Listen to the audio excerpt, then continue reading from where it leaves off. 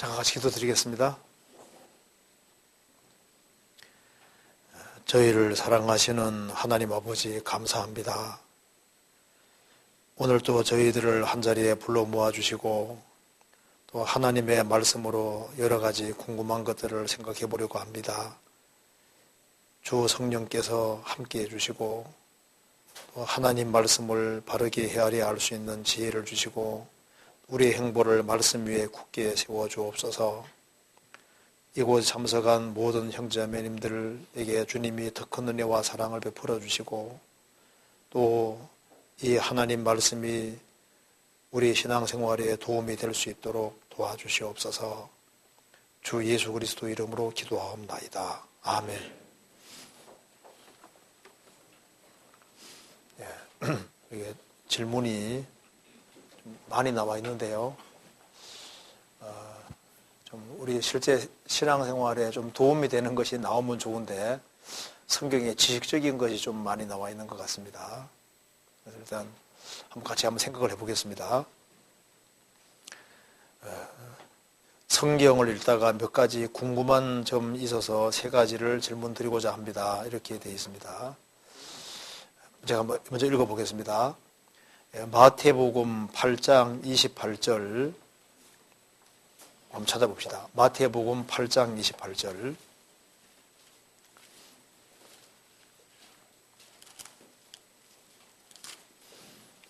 (8장 28절에)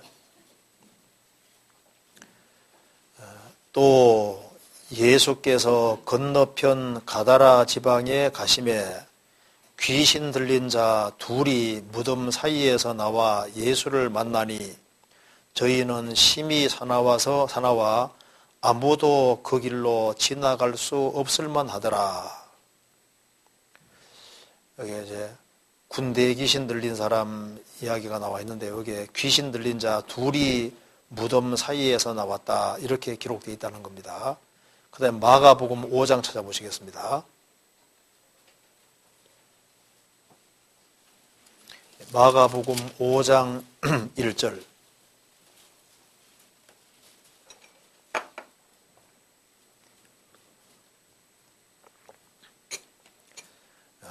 예수께서 바다 건너편 거라사인의 지방에 이르러 배에서 나오심에 곧 더러운 귀신 들린 사람이 무덤 사이에서 나와 예수를 만나다.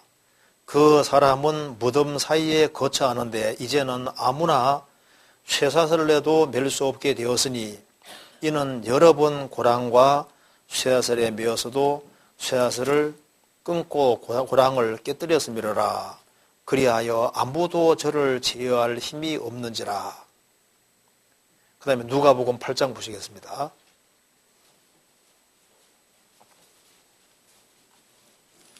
(8장 27절)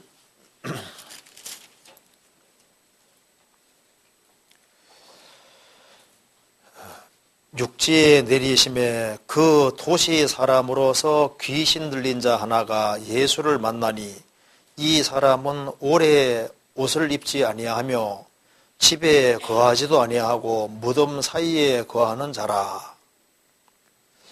위 세 말씀은 동일한 사건을 기록하는 것처럼 보이는데요.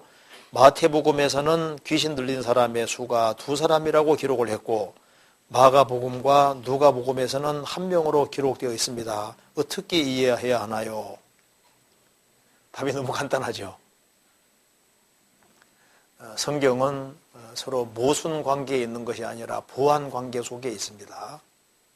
그래서 좀 더 세밀하게 기술하느냐 간단하게 기술하느냐 그 차이가 있는 겁니다.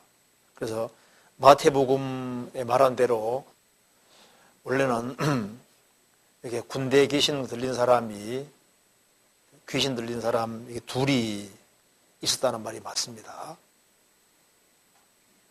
둘이 있었다는 말이 맞고, 그런데 이제 마가복음과 누가복음은 한 사람만 대표적으로 기술하고 있는 겁니다. 그러니까 이것은 좀 더 세밀하게 기록하느냐 간단하게 기록하느냐 그 차이가 있는 거예요. 그리고 여기에 군대에 귀신 들렸다고 했는데요. 군대란 말이, 레기온, 군대란 말이 숫자가 엄청 많은 겁니다. 로마 한 군단 가리키고 있으니까 한 연대 정도 될 거예요. 아주 굉장히 숫자가 많은 겁니다.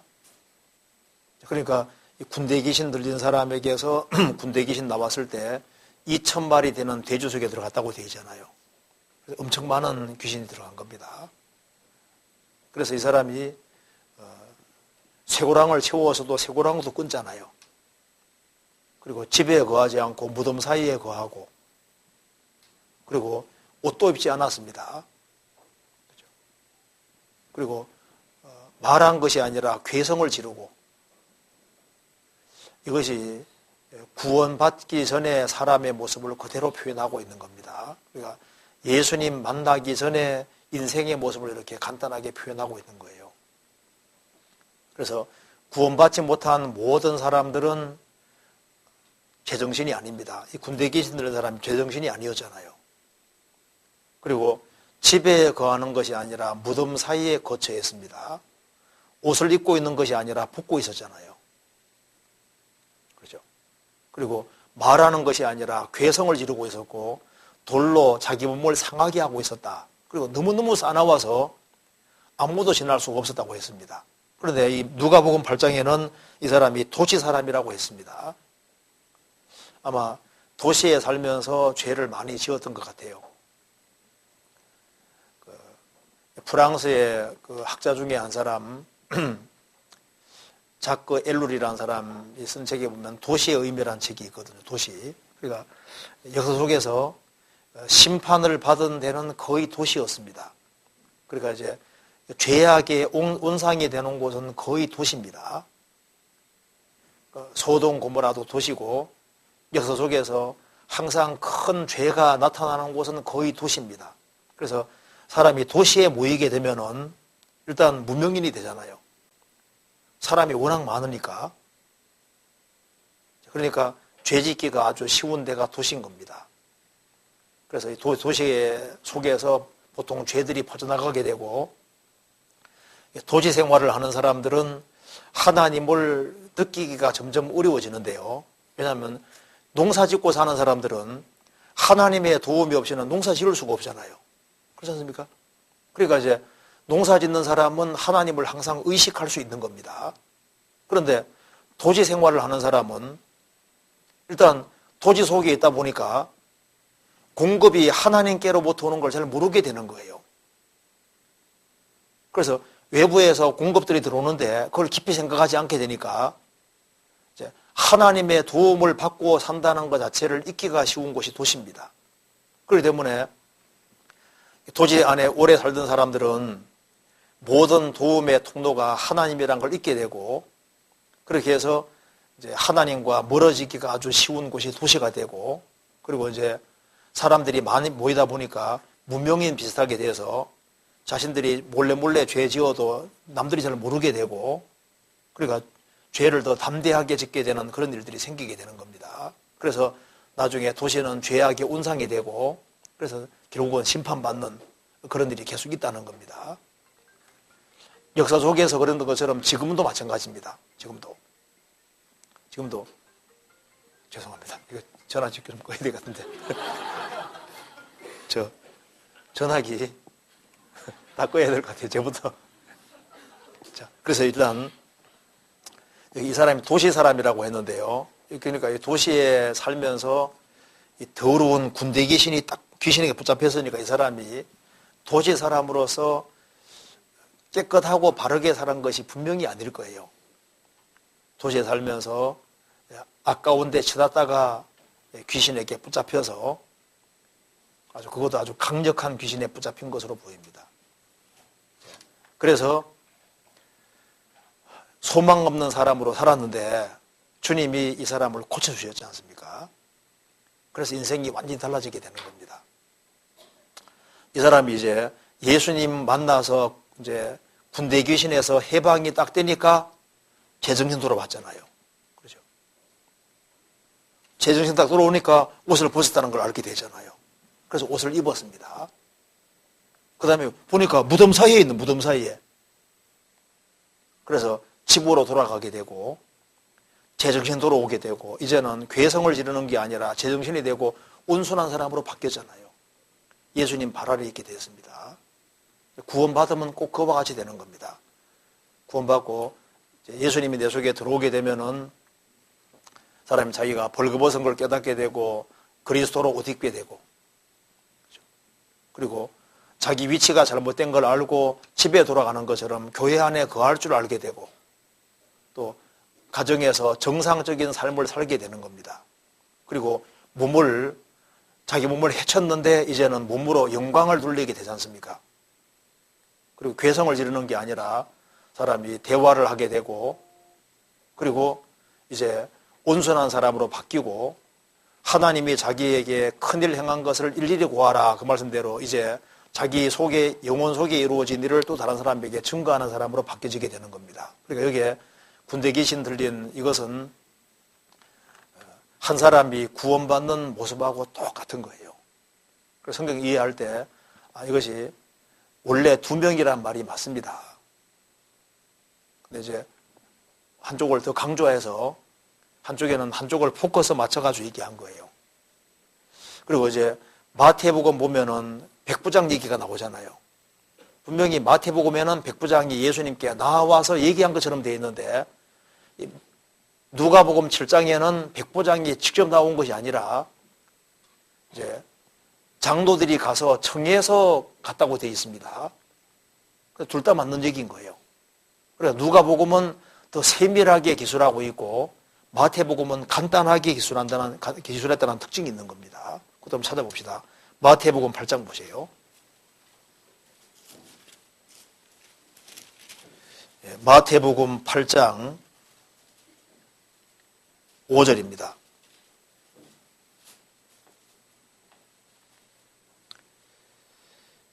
예수께서 가버나움에 들어가시니 한 백부장이 나와 간구하여 가로되 주여 내 하인이 중풍병으로 집에 누워 몹시 괴로워하나이다.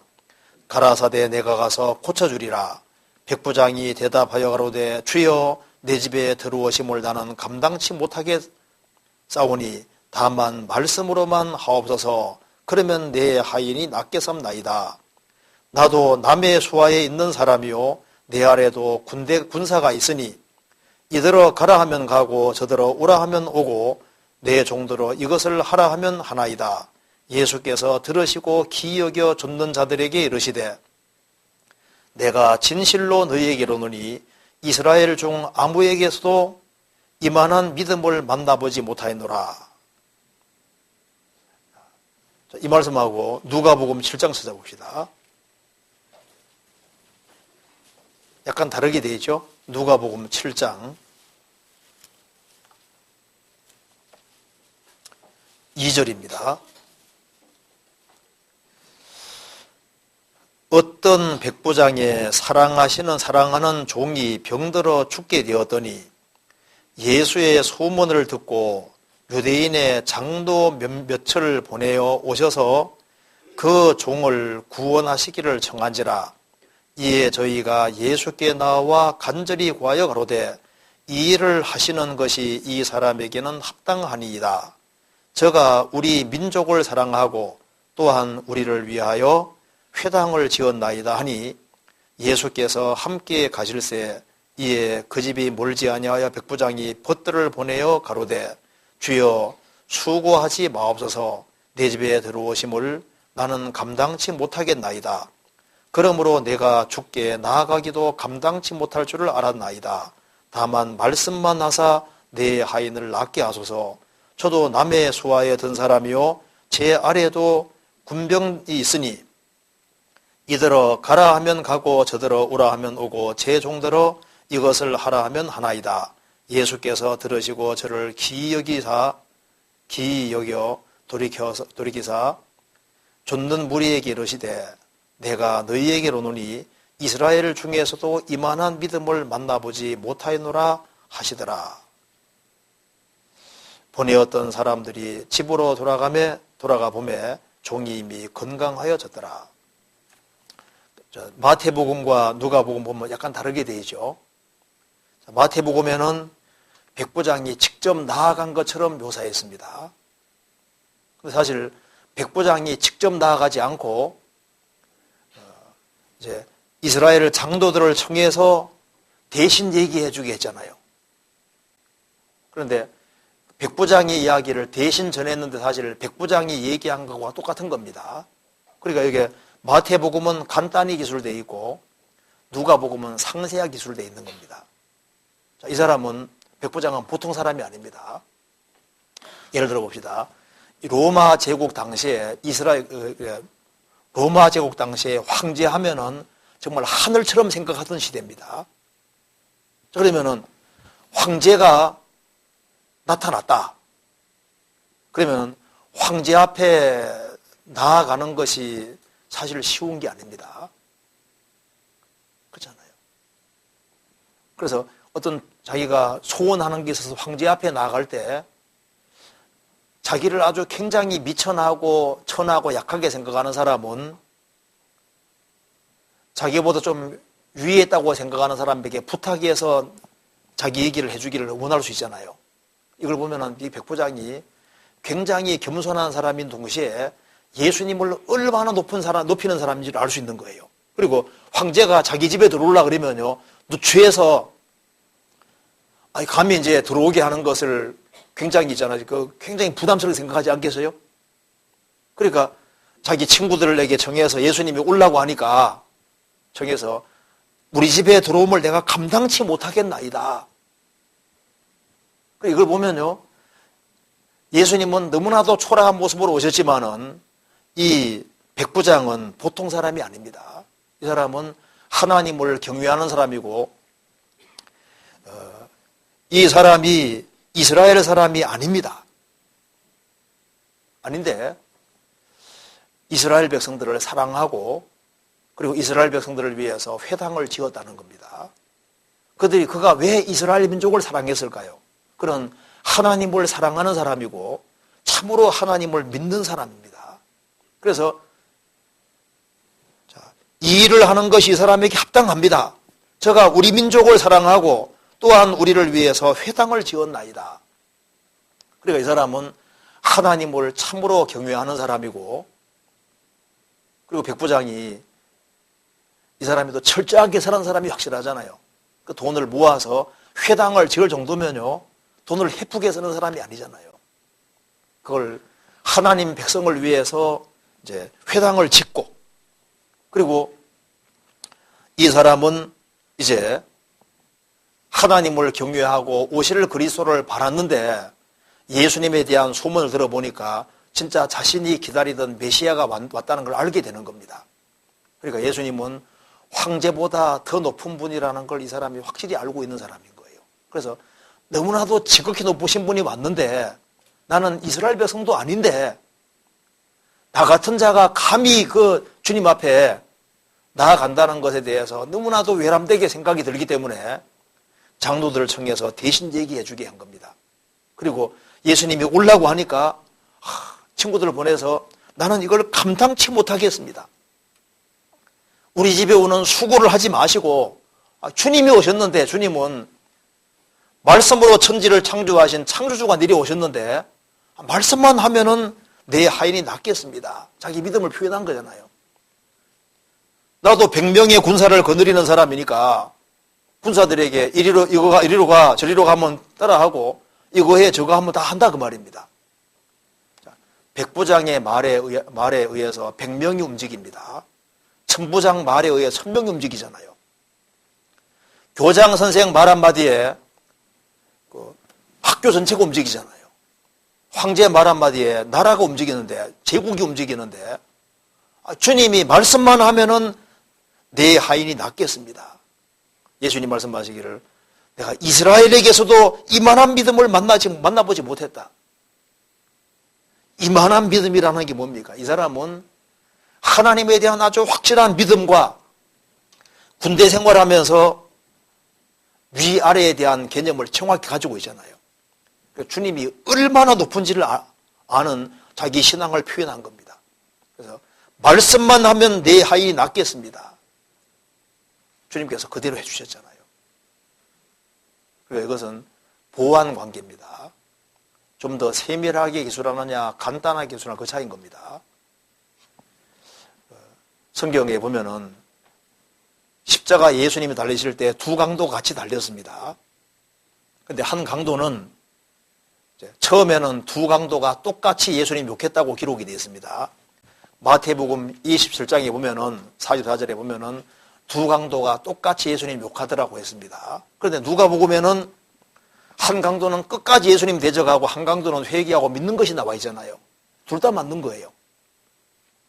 처음에는 둘 다 예수님 욕을 했다가 시간이 지나가면서 한 강도는 끝까지 예수님 대적하고 한 강도는 예수님을 욕하다가 심경의 변화가 생겨서 십자가 위에서 마음이 바뀌어서 결국은 믿게 된 겁니다. 그러니까 성경은 모순 관계가 아니라 서로 보완 관계라고 하는 걸 알고 이해하면 아주 쉬울 거예요. 그래서 사복음서는 보완 관계에 있습니다. 예수님을 설명하더라도 강조점이 다르기 때문에 예수님을 네 각도에서 비춰준 겁니다. 그래서 기술을 할 때 어떤 것은 더 세밀하게 기술하고 어떤 건 더 간단하게 기술하고 또 다른 복음서에는 좀 더 간단하게 좀 더 이렇게 아주 상세하게 그래서 예수님을 이제 네 각도로 설명해 주고 있는 거예요. 그래서 누가복음 읽어보시면은 예수님이 사람이었다는 것을 부각시키기 위해서 예수님이 정말 사람이란 것을 좀 더 시간을 많이 할애해서 페이지를 할애해서 자세히 기록하고 있습니다. 요한복음은 예수님이 하나님인 것이 사실이기 때문에 예수님은 진짜 하나님이었다는 걸 더 부각시켜 자세하게 설명하고 있잖아요. 마가복음은 예수님이 종이었다는 걸 설명하려고 예수님이 곧 즉시 일하시는 걸 자세하게 쫙 기록해놨잖아요. 마태복음은 예수님이 왕으로서 왕적인 권위 가지고 가르치시는 거 예수님 마태복음 읽으면 제일 무섭습니다. 그러니까 예수님을 묘사하되 강조점과 포인트가 달라서 그런 것이지 서로 모순관계에 있는 것은 아닌 겁니다. 그렇게 이해하면 되겠습니다. 그 다음에 마태복음 26장과 마가복음 14장, 요한복음 12장에는 향유를 부은 마리아 사건이 기록되어 있는데 그 날짜가 상이해서 질문을 올립니다. 마태복음과 마가복음에는 이틀을 지나면 6월절이라고 했고 요한복음에는 6월절 여섯전이라고 기록되어 있습니다. 이것은 어떻게 이해하는지요? 찾아봅시다. 먼저 요한복음 12장을 보시겠습니다. 요한복음 12장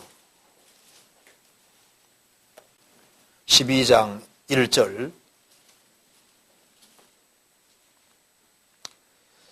유월절 엿새 전에 예수께서 베다니에 이르시니 이곳은 예수께서 죽은 자 가운데서 살리신 나사로에 있는 곳이라. 거기서 예수를 위하여 잔치할새 마르다는 이를 보고 나사로는 예수와 함께 앉은 자 중에 있더라. 마리아는 지극히 비싼 향유 곧 순전한 나드 한 척을 가져다가 예수의 발에 붓고 자기 머리털로 그의 발을 씻기니 향유 냄새가 집에 가득하더라. 여기 6월절 엿새 전이라 그랬죠? 이 말이 맞아요. 6월절 엿새 전에 마리아가 예수님에게 옥합을 부었습니다. 그러니까 향유 한 옥합을 부었는데요. 이 옥합이 엄청 비싼 겁니다. 300데나리온이면은 남자가 300일 동안 일이 되는 거예요.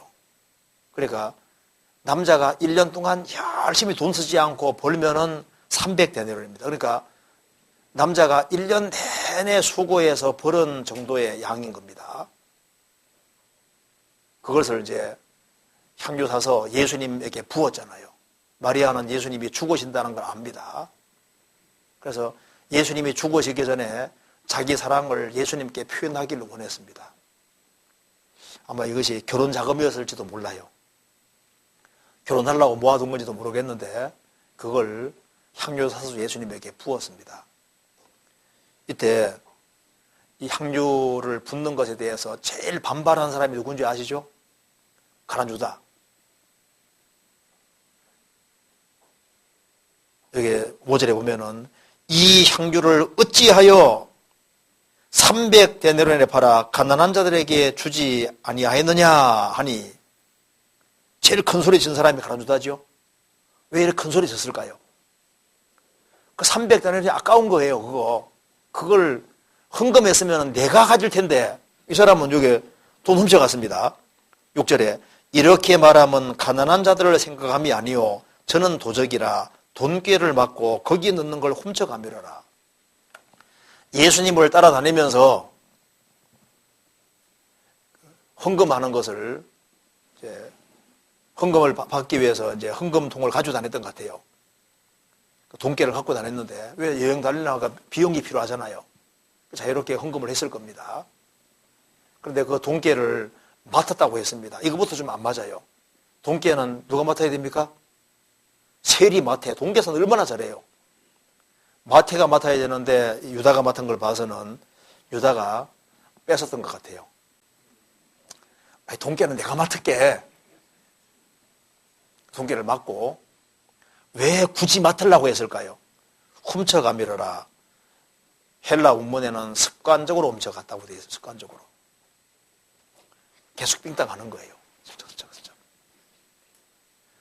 그런데 그 300데나리온 헌금 그걸 여기에 돈통에 딱 집어넣었으면은 내가 훔쳐갈 게 많을 텐데 그 돈이 아까운 거예요.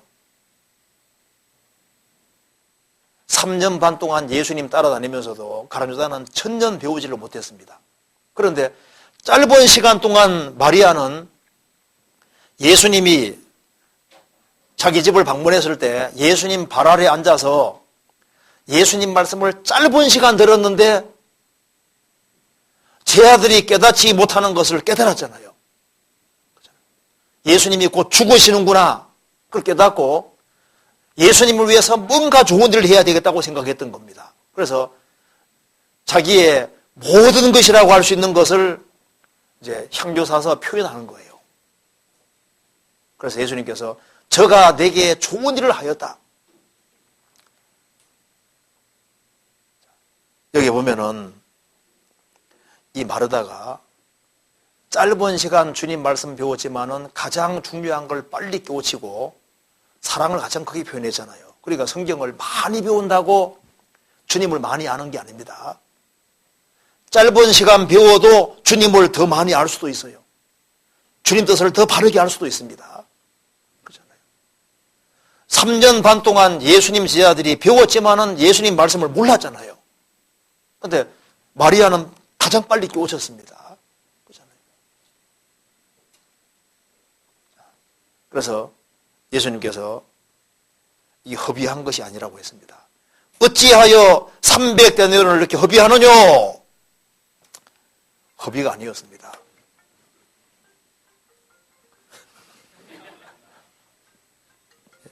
이게 이상하네. 예. 분명히 껐는데.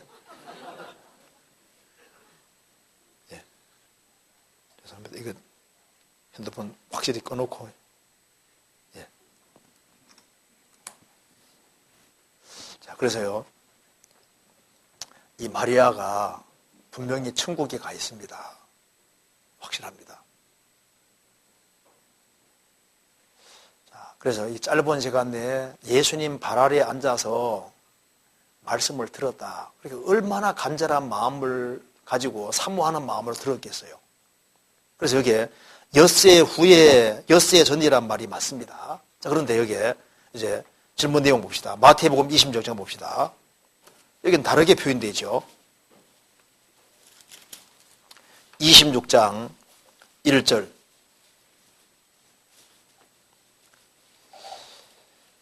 예수께서 이 말씀을 다 마치시고 제자들에게 이르시되 너희 아는 바와 같이 이틀을 지나면 6월절이라 인자가 십자가 못 박히기 위하여 팔리우리라 하시더라.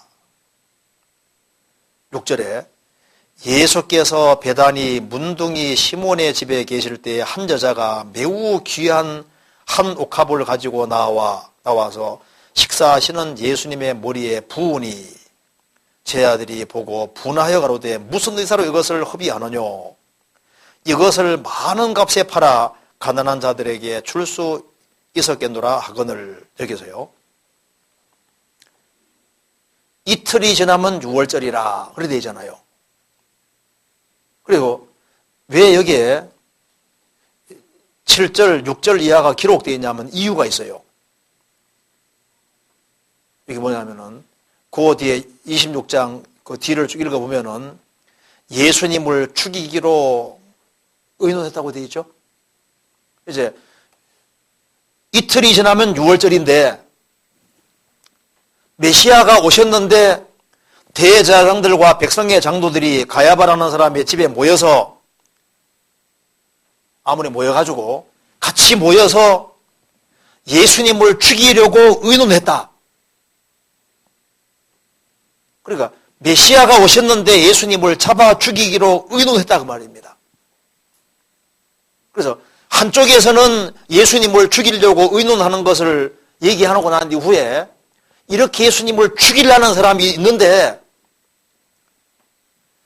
예수님이 살아계실 때 정말 주님 앞에 가장 아름다운 일을 한 사람이 있다 그 말입니다. 이걸 삽입을 다시 시켜놓은 거예요.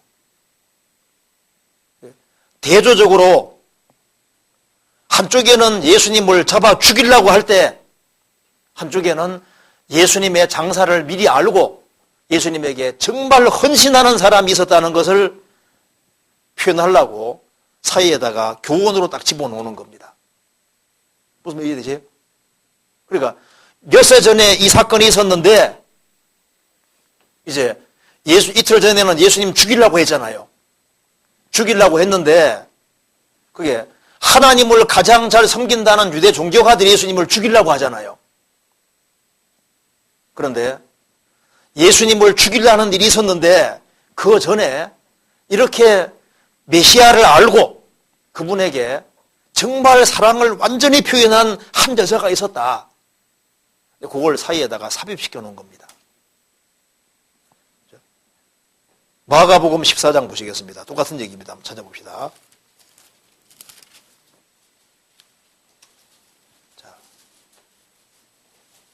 1절, 2절을 같이 한번 읽어보겠습니다. 이틀이 지나면 6월절과 무교절이라 대제사장들과 서기관들이 예수를 궤계로 잡아 죽일 방책을 구하며 가로되 민조가 날까 하노니 명절에는 말자 하더라. 이제 이틀이 지나면 6월절인데 대제사장들과 백성의 서기관들이 예수를 궤계로 잡아 죽일 방책을 연구했다. 메시아가 오셨는데 죽일 방책을 연구하는 그런 사람이 있는가 하면은 6월절 요새 전에 마리아라는 여자는 자기 전존재를 주님께 잡아 바친 거나 마찬가지인 아주 헌신하는 예수님의 죽음의 의미를 참으로 깨닫는 한 여자가 있었다 그 말입니다. 그걸 강조하는 거예요. 그래서 사이에 삽입시켜 놓은 겁니다. 그러니까 원래 여세 전에 되어진 것이 맞고 이것은 교훈을 위해서 사이에다가 집어넣어 줌으로써 이런 사람이 있는가 하면 이런 사람이 있었다는 걸 설명하기 위해서 이렇게 놓는 거예요. 지금도 마찬가지입니다. 지금도 예수님을 대적하는 많은 사람이 있는 중에 마리아 같이 예수님을 참으로 사랑하면서 예수님에게 모든 걸 헌신하는 그런 사람들이 있다는 것을 보여주고 있는 겁니다. 이해되시죠? 그걸 말하는 겁니다. 그 다음에 그 다음 질문입니다. 마태복음 12장 40절에는 인자도 밤낮 사흘을 땅속에 있으리라고 말씀하셨는데 땅속의 의미가 무엇인지 궁금합니다. 자, 마태복음 12장 찾아봅시다.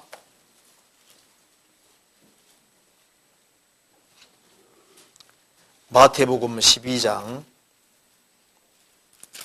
40절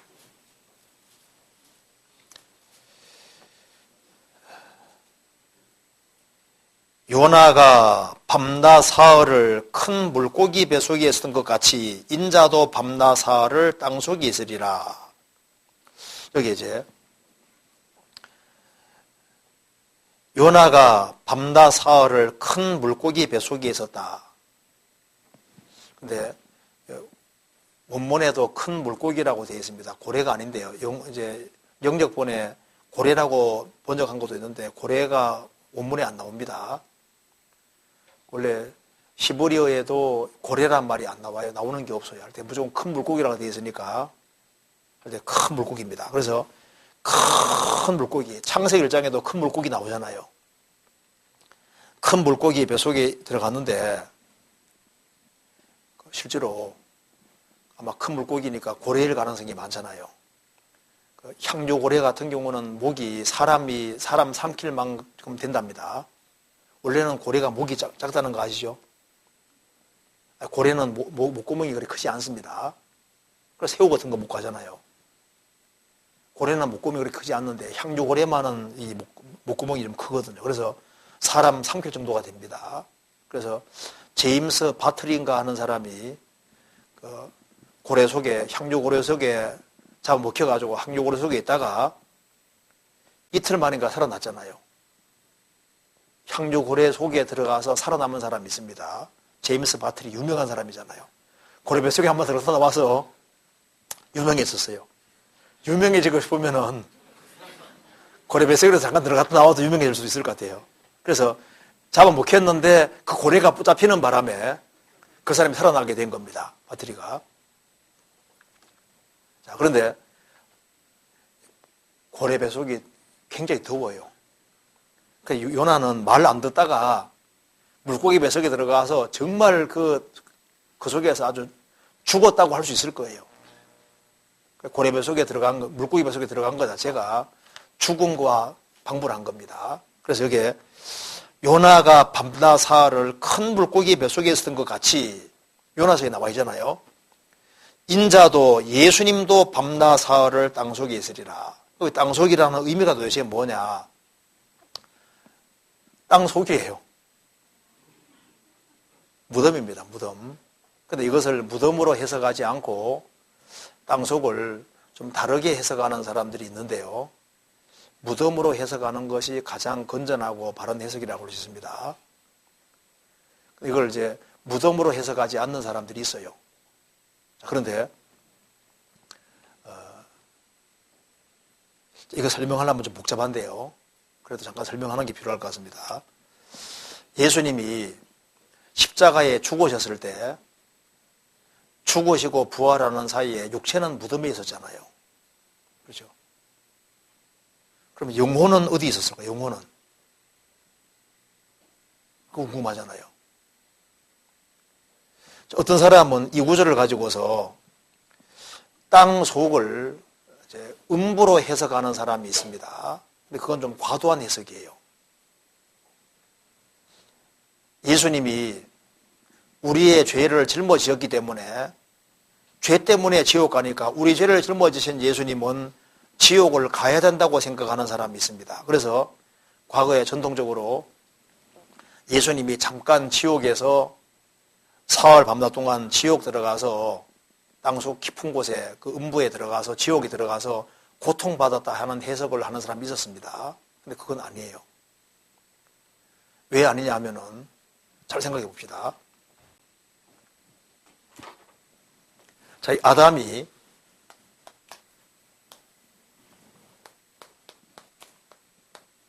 선악과를 먹었습니다. 선악과를 아담이 육체를 사용해서 선악과를 먹은 것 때문에 선악과를 먹은 요것이 원인이 돼서 요것 때문에 영적으로 죽었죠. 영적 죽음이 오고 육체도 죽게 됐습니다. 그러니까 선악과를 먹는 것이 원인이 돼서 이것 때문에 결과가 영적인 죽음이 오고 육체까지 죽게 됐습니다. 그리고 나중에 구속받지 않은 사람은 멸망까지 하게 됐잖아요. 그러니까 원인이 선악과를 먹은 이것이 원인이고 나머지는 결과로 생긴 거니까 아담의 불순종으로 육체로 불순종한 것 때문에 이것 때문에 이게 원인이고 불신으로 불순종한 것이 원인이고 이 원인으로 인해서 영적으로 영이 죽고 육체가 죽고 이제 영혼몸 전체가 지옥 가게 생겼으니까 원인은 불순종으로 생긴 거니까 육체를 입고 오셔서 누가 대신 순종만 해주면은 영이 살고 몸도 부활하고 천국까지 간다 그 말입니다. 예수님은 둘째 아담으로 오셔서 아담의 불순종한 것을 예수님이 대신 순종해 주셨지 않습니까? 십자가에 죽으시면서 다 이뤘다고 했거든요. 예수님 만일 죽음 건너가서 고통까지 받아야만 된다면 다 이뤘단 말을 할 수가 없어요. 십자가 위에서. 예수님은 한 사람의 순종치 아니함으로 많은 사람이 죄인 된 것 같이 한 사람이 순종함으로 많은 사람이 의인 되리라. 아담 한 사람의 불순종으로 많은 사람이 죄인 되고 지옥까지 생겼으니까 예수님 한 분이 대신 순종해주면 그 결과 믿는 사람은 영적으로 살고 육체까지 살고 천국까지 가게 되는 겁니다. 그러니까 예수님이 지옥 갈 이유가 없어요. 땅속은 어디냐? 문자 그대로 땅속입니다. 무덤인 거예요. 그리고 이제 예수님이 죽으시고 부활하는 그 사이에 예수님이 어디 갔느냐? 어떤 사람들은 이렇게 해석하는 사람이 있습니다. 이제 죽음 건너편의 세계를 음부라고 하는데 음부에 상음부가 있었고 하음부가 있었다. 그래서 죽음 건너가면은 이제 구원을 받은 사람은 상음부에 가 있고 구원 안 받은 사람은 하음부에 가 있다. 그래서 예수님이 십자가에 죽으셨을 때 상음부에 가셔서 상음부에 있는 사람을 몽땅 끄집어내서 하늘에 올리셨다. 이렇게 해석하는 사람들이 있습니다. 그런데 그것이 그럴싸하게 보이지만은 성경에서는 정확히 되어 있질 않아요. 그래서 예수님이 밤낮 사흘을 땅속에 있었다 했을 때 이것을 상음부에 가 있어서 이제 상음부에 가 있는 사람을 이제 하늘로 끌어올렸다고 해석하는 사람들이 있는데 그것이 성경하고 좀 안 맞습니다. 성경 에베소서 한번 찾아봅시다. 에베소서 4장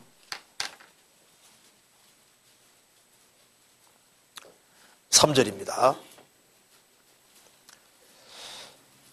그러므로 이르기를 그가 위로 올라가실 때 사로잡힌 자를 사로잡고 사람들에게 선물을 주셨다 하여도다.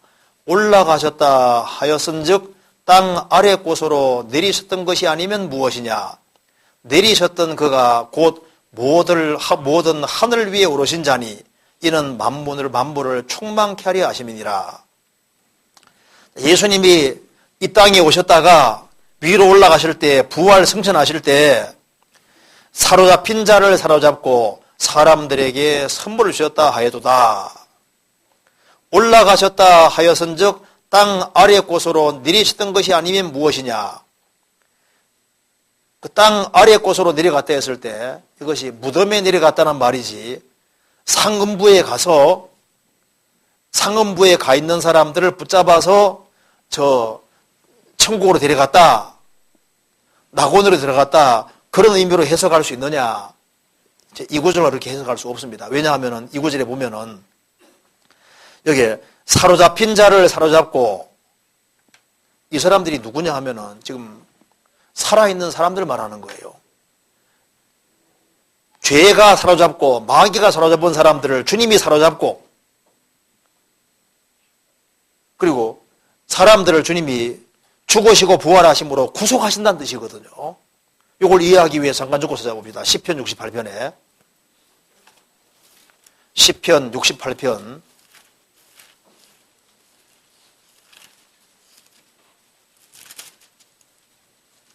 68편 18절을 보시겠습니다.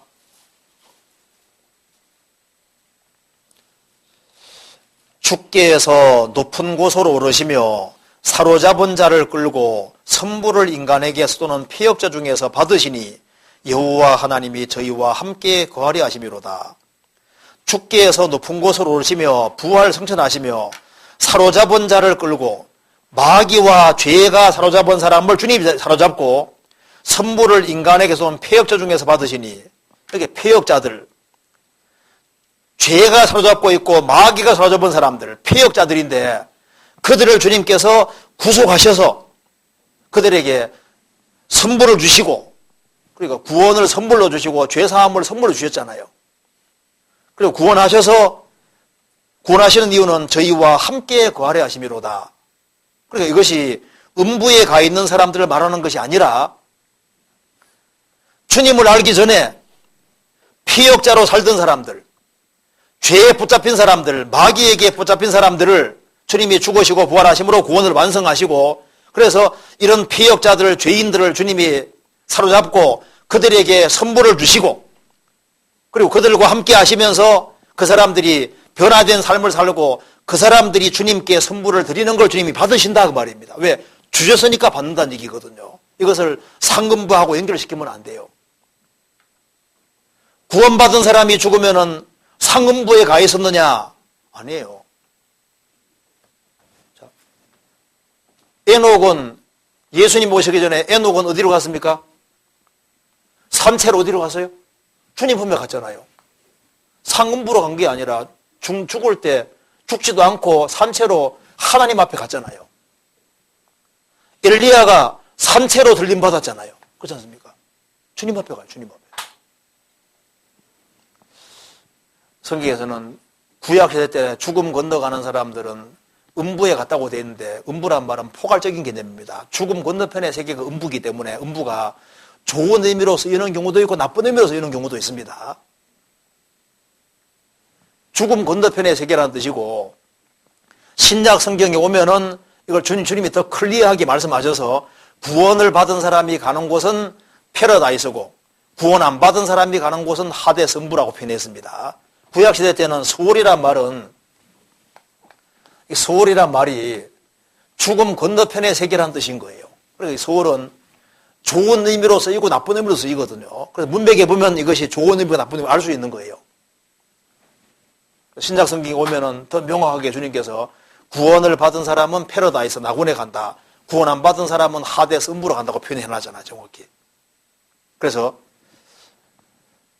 밤낮 사흘을 땅속에 있으리라, 그 뜻이 문자 그대로 무덤을 말하는 것이지 육체가 무덤에 가 있는 거고 말씀하는 거고, 예수님이 음부에서 뭐 고통받을 이유 없어요. 예수님은 죽으시고 부활하는 사이에 영혼은 자유로운 겁니다. 그래서 예수님 말씀하시기를 너가 오늘 나와 함께 낙원에 있으리라. 그리고 예수님이 죽어가던 강도에게 너가 오늘 나와 함께 낙원에 있으리라. 그럼 주님 어디 가시는 겁니까? 음부에 가는 겁니까? 낙원에 가는 겁니까? 낙원이잖아요. 그러니까 예수님 영혼은 자유롭고 예수님이 죽으시고 부활하시는 그 사이에 예수님 영은 자유로우니까 너와 나 함께 음부에 낙원에 있으리라. 낙원에 간 것이 맞고, 예수님 영은 자유로우니까 죽으시고 부활하는 사이에 베드로 전서 3장 보면은 옥에 있는 영들에게 전파했다고 되어 있잖아요. 그래서 예수님이 죽으시고 부활하는 사이에 옥에 있는 영들에게 다녀오신 것이 맞습니다. 여기 옥에 있는 영들은 누구냐? 성경에 설명이 되어 있기를 이렇게 되어 있어요. 노아 홍수 전에 크게 두 부류의 사람이 있었습니다. 하나는 가인의 후예, 하나는 셋의 후예가 있습니다. 쉽게 말씀드려서 하나는 사람의 딸들이고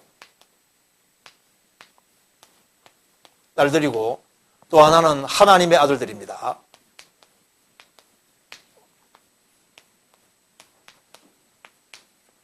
성경에서 하나님의 아들이라고 하면은 크게 두 가지로 항상 설명이 되는데요. 하나는 천사를 가리킬 때도 있고 구원받은 사람을 가리킬 수도 있습니다. 여기서는 창세기 6장에서는 하나님의 아들들이 구원받은 사람을 가리키는 것이 확실합니다.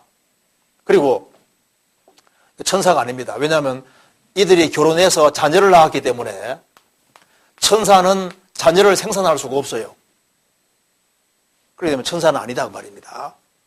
그리고 이제 그 하나님의 아들들과 사람의 아들들이 구별되어 살다가 노아 홍수가 가까이 오면은 사람들이 섞입니다. 하나님의 아들들이 사람의 딸들의 아름다움을 보고, 그러니까 가인의 후예가 문명을 개발해서 미를 추구하는 사회가 되는 거예요. 그래서 현혹을 시키는 겁니다. 지금 우리 시대 보세요. 항상 마지막 때가 되면요, 미를 추구하는 시대가 되거든요. 미를. 그래서 모든 가치 기준이 미 중심으로 바뀌기 때문에 도시락도 이쁘게, 뭐든지 있지 않습니까? 이쁜 것이 이제 이렇게 대접받는 시대로 바뀌는 거예요. 노아 시대도 마찬가지거든요.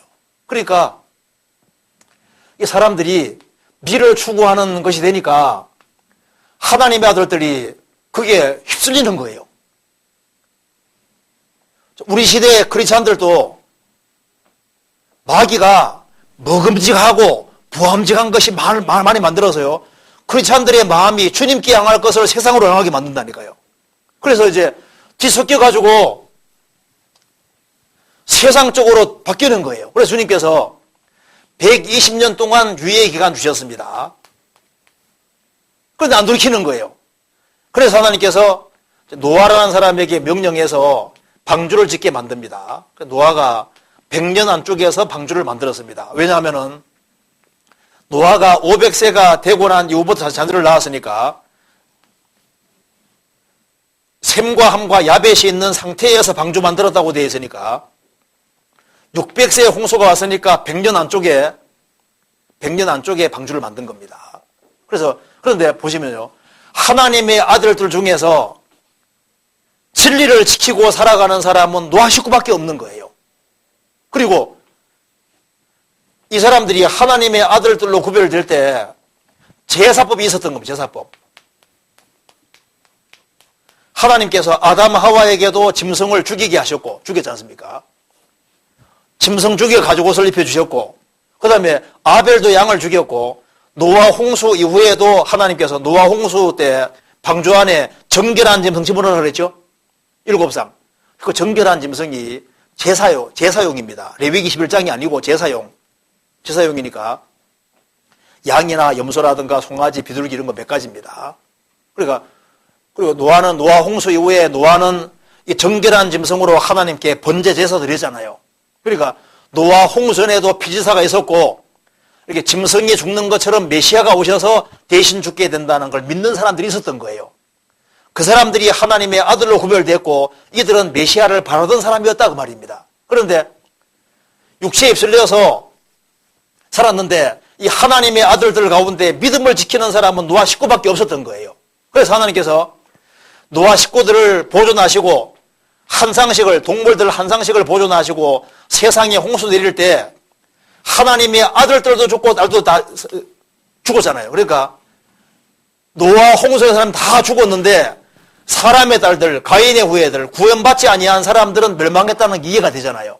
그런데 하나님의 아들들로 구별된 사람은 징계로 죽었지만은 오실 메시아를 바란 사람인데 세상에 휩쓸려서 하나님이 오래 참고 기다릴 때 안 돌이키다가 징계로 죽었거든요. 이쪽에는 벌로 죽은 사람들이고 하나님 아들들은 징계로 죽은 사람들이니까 이 사람들은 지옥 가면 안 되잖아요. 그래서 예수님이 오실 때까지 예수님께서 옥에 가둬두셨다 그 말입니다. 이거는 노아 홍수 전 시대의 사람에게만 해당되는 말입니다. 옥에 딱 가둬둔 겁니다. 그래서 성경에서 항상 예외 법칙이라는 게 있는데요. 노아 홍수 전 시대 사람들이 아주 오래 살았을 거 아니에요. 주님이 화가 나서 옥에 가둬둔지 몰라도 하여튼 간에 주님이 오셔서 죄값 지불할 때까지 옥에 가둬두셨어요.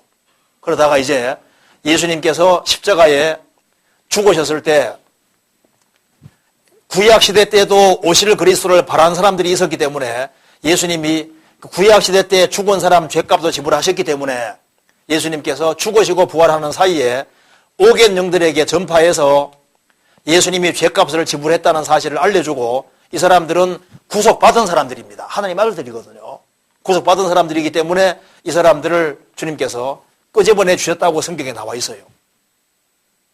왜 이걸 기록했냐 하면은 베드로전서 3장 4장에 하나님의 아들로 구별된 사람이 바르게 안 살 때 징계받아서 혼난 사건이 있었다 그 말입니다. 그것처럼 신약시대에 구원받은 그리스도인들이 이제 구별돼서 살아야 되는데 세상과 휩쓸려 살면은 안 돌이키면은 징계로 죽을 수도 있다는 걸 말하면서 너희들 이제 구원받은 것이 확실하면 죄에서 구별돼 살아라 말씀하시면서 실물 교훈으로 노아 홍선의 하나님의 아들들이 혼난 걸 예를 들면서 그들이 돌이키지 않았기 때문에 징계로 죽여서 옥에 가둬두셔서 예수님 올 때까지 기다리게 했다 그 말입니다. 이 사람들은 그리스도를 바라던 사람들인 거예요.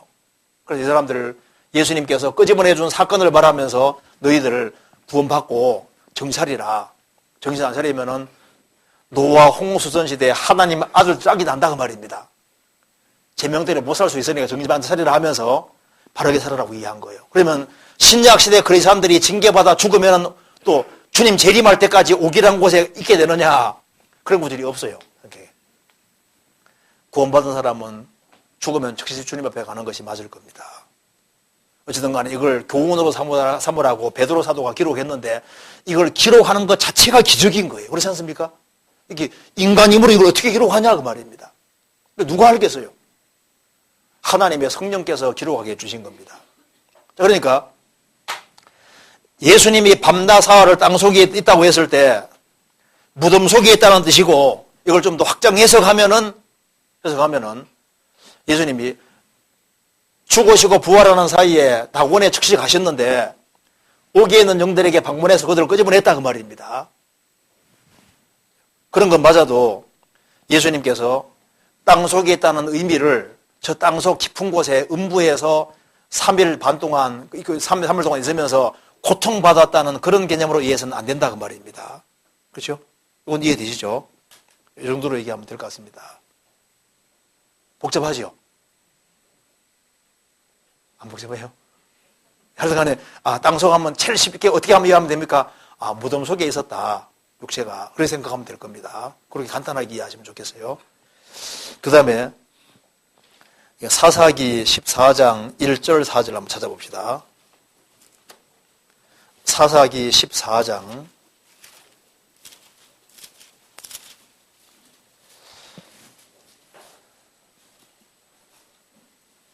자, 제가 읽어보겠습니다. 삼손이 딥나에 내려가서 거기에서 블레셋 딸 중 한 여자를 보고 도로 올라와서 자기 부모에게 말하여 가로되 내가 딥나에서 블레셋 사람의 딸 중 한 여자를 보았사오니 이제 그를 취하여 내 아내를 삼게 하소서. 부모가 그에게 이르되 내 형제들의 딸 중에나 내 백성 중에 어찌 여자가 없어서 내가 할례 받지 아니한 블레셋 사람에게 가서 아내를 취하려느냐.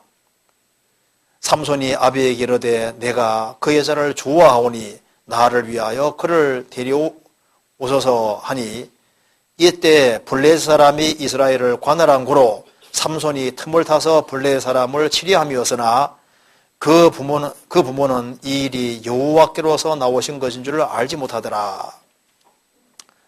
여기에 여기 이제 사사기 14장 1절에서 4절에는 삼손이 블레셋 여자와 결혼하고자 한 것이 여호와께로서 나온 것이라고 되어 있습니다. 이방 여자와 결혼이 하나님의 뜻인지 삼손의 정욕에서 나온 것인지 궁금합니다. 예. 이거 14장 1절에 삼손이 딥나에 내려가서 그래 되죠. 딥나는 이스라엘과 블레셋 경계 지역이 있는 겁니다. 원래 딥나로 내려가면 안 돼요. 딥나로 내려가면서부터 인생 내리막길이 시작된 겁니다. 삼손은 날 때부터 나서리니까 마귀가 딱 봤을 거 아니에요. 삼손이 언제 안 내려오나 마귀가 기다리고 있었을 겁니다. 그리고 이제 그 딥나 가까이에다가 이제 이쁜 이제 여자들을 많이 배치해놨을 수도 있어요.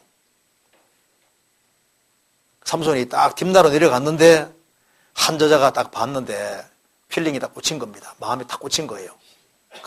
그러니까 이제 꼭 마음에 드는 자가 생긴 겁니다. 그래서 그거를 취해서 내 아내를 삼게 하고서 사니까 부모가 놀라잖아요. 아니 이스라엘 땅에도 여자들이 처제들이 그렇게 많은데 하필이면 블레셋 여자냐? 그 사람이 꼭 주님이 하지 말라는 걸 꼭 하려고 하는 거예요. 부모는 봤을 때 참 이게 구원받은 사람 중에도 많은데 왜 하필이면 이방 여자나? 그건 똑같은 얘기잖아요. 내가 그 여자를 좋아하오니 사랑하는 마음이 생겼다는 겁니다. 마음에 드는 거예요. 자, 그래서 이것 때문에 인생이 꼬이게 되는 겁니다. 그런데 이제 질문은 4절에 보니까 이때 블레셋 사람이 이스라엘을 관할한 고로 삼손이 틈을 타서 블레셋 사람을 치료함이었으나 그 부모는 이 일이 여호와께로서 나온 것인 줄을 알지 못하였더라. 그러니까 이거 하나님이 불어 시킨 것처럼 그렇게 느끼지않아요. 그렇죠? 아니에요. 그게 아니고 하나님이 삼손에게 계획을 세운 것이 있습니다. 삼손을 통해서 이제 이스라엘을 구원시켜 주려고 계획을 세웠어요. 블레셋 사람들이 이스라엘을 다스리고 있으니까 하나님이 블레셋은 심판받을 사람들이니까 하나님께서 삼손을 시작으로 해서 블레셋 사람을 치고 그 다음에 다윗으로 인해서 끝을 내도록 계획을 세운 겁니다. 그렇잖아요. 근데 하나님께서는 삼손이 어떻게 행동할 줄 아시잖아요. 그렇잖아요. 자, 삼손은 자기 육신에 끌려서 육신적으로 행동했습니다. 그렇죠? 근데 하나님께서는 그 삼손이 육신적으로 행동하는 걸 이용해서 블레셋 사람이 심판받는 게 하나님의 뜻이기 때문에 삼손이 육신적인 행동하는 것을 응용해서 하나님께서는 블레셋 사람을 심판하는 일을 하셨다 그 말입니다. 하시고 이제 이걸 시작으로 해서 나중에 다윗을 들어서 블레셋을 진멸하기로 계획을 세웠던 거예요. 그러니까 잘 봅시다. 이게 아주 쉽게 한번 예를 들어 보겠습니다.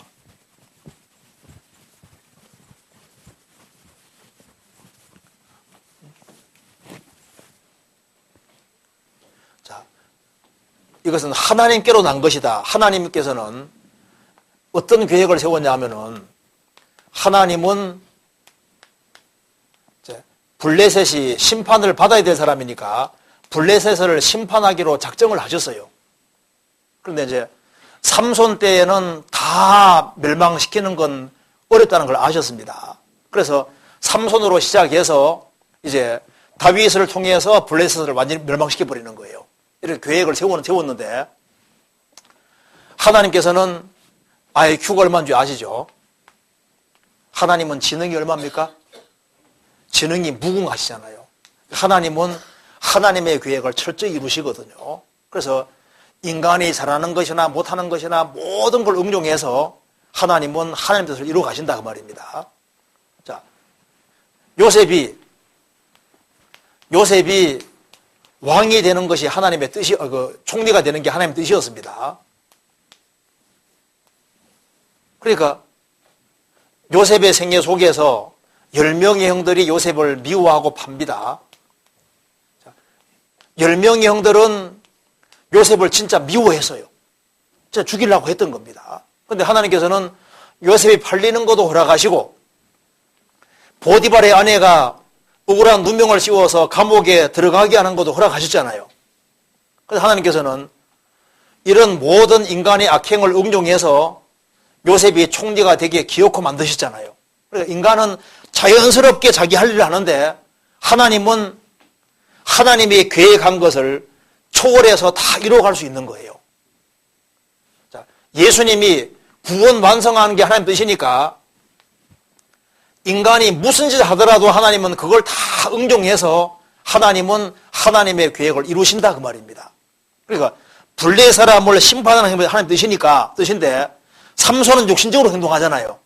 근데 하나님 그걸 응용해가지고 블레 사람과 엮이게 만들어서 응용해서 블레 사람도 심판하고 그리고 삼손이 잘못한 것은 잘못한 것에 대해서 징계하시고 블레 사람은 합당하게 또 벌을 받게 하시고 그러니까 봐요. 삼손이 행동하는 것 자체를, 그렇게 행동하는 것을 하나님이 좋아하셨다면은 삼손의 육신적인 행동 자체가 하나님의 뜻이었다면 삼손은 벌 받아야 됩니까? 받지 말아야 됩니까? 벌 받지 말아야 되잖아요. 삼손은 육신적으로 그렇게 하면 안 되는 행동을 해가지고 눈이 빠졌잖아요. 눈이 빠지고 징계를 받았다 그 말입니다.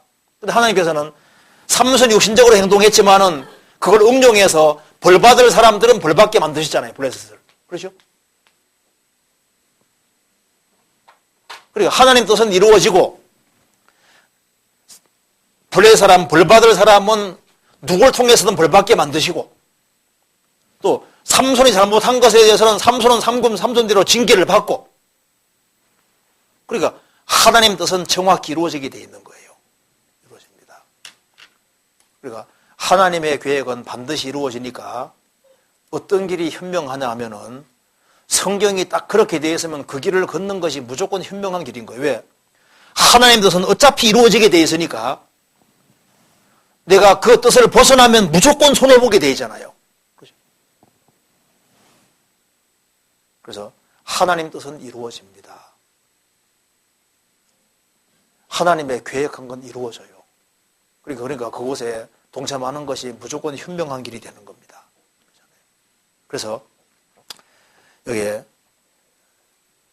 삼손이 틈을 타서 블레셋 사람을 치려함이었으나 이것이 여호와께로 나온 줄 알지 못합니다라. 그 말은 여호와께로 나왔다는 것은 블레셋 사람을 심판하는 게 하나님 뜻이었던 거예요.